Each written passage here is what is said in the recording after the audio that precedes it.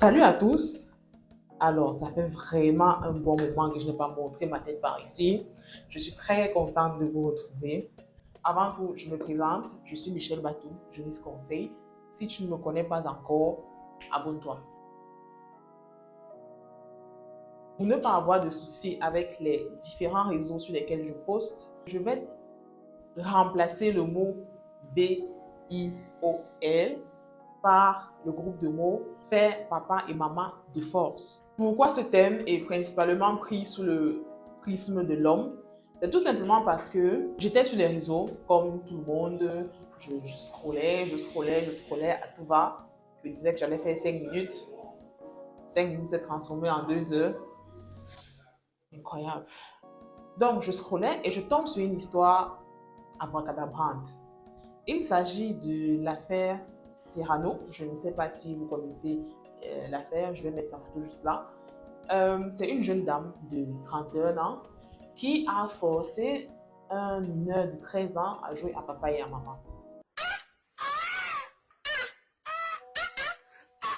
En plus de l'avoir forcé à le faire, la dame est tombée enceinte.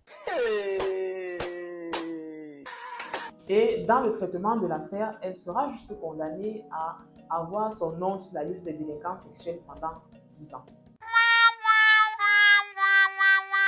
Alors, plus loin dans les commentaires, on va constater que la mère s'est exprimée en disant que si son jeune homme, si son fils avait été une jeune dame, l'affaire aurait été prise plus au sérieux. Lorsque une jeune dame en est victime et qu'elle a des éléments pour le prouver, alors il y a des moyens de répression qui sont mis en place. Mais lorsque c'est un homme ou un jeune homme qui en est victime, déjà, dans l'entendement populaire, on n'y croit pas. Pour la population, l'homme ne peut pas être victime de ça. Parce qu'on le voit par exemple comme l'être fort, l'être puissant, qui ne peut pas être contraint à faire quoi que ce soit. Mais laissez-moi vous dire que la contrainte pour ce genre de cas est à la fois physique et morale. Donc même si physiquement, on se dit qu'on ne peut pas le contraindre, même comme il y a des femmes qui sont plus fortes que les hommes, hein, je dis ça juste comme ça. Donc même si physiquement, dans notre imagination, on ne peut pas contraindre physiquement un homme à le faire, laissez-moi dire que la contrainte morale est un bon moyen. Le chantage et tout ce qui va avec. Pour revenir à notre système camerounais, il faut savoir qu'avant 2016, uniquement la femme était considérée comme victime dans ce cas.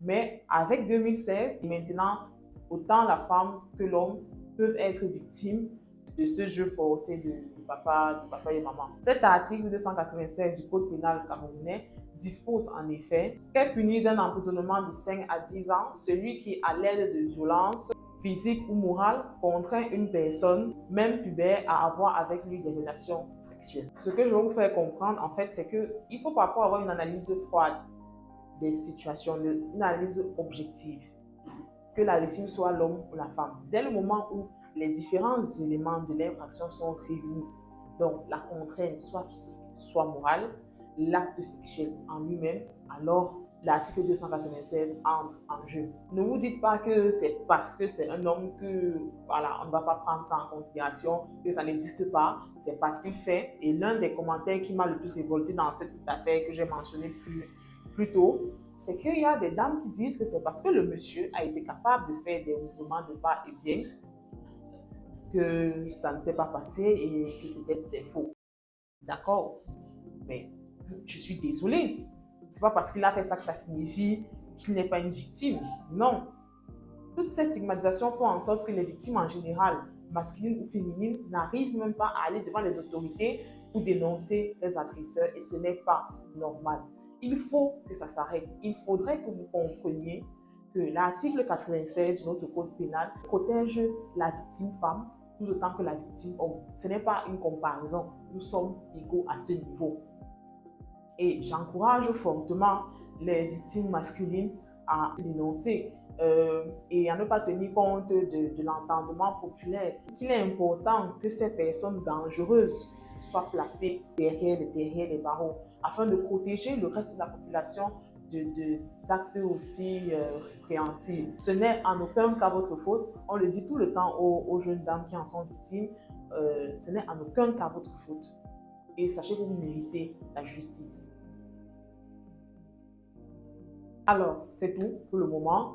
Ce n'était pas une vidéo, je vais dire, euh, qui vous informe en fait sur le droit comme mes précédentes vidéos, mais c'était pour porter un œil critique en fait sur certaines situations qui peuvent se passer et dont on ne prend pas réellement conscience. Dites-moi par exemple en commentaire ce que vous pensez de ce genre d'histoire. Est-ce que pour vous, les hommes peuvent être contraints à jouer à papa et maman? Donc, vous comprenez déjà que c'est possible et que légalement, c'est consacré. Et vous, qu'est-ce que vous en pensez? Et vous me direz prochainement, on parlera peut-être du jeu papa et maman forcé entre époux. Si vous analysez, si vous avez suivi la vidéo du début jusqu'à la fin et que vous analysez certaines situations grâce aux éléments constitutifs de l'article, vous comprendrez vous-même, par vous-même, que c'est possible, que ça existe. N'oubliez pas de vous abonner, de liker, de partager et on se retrouve très prochainement pour une nouvelle vidéo. Bye bye!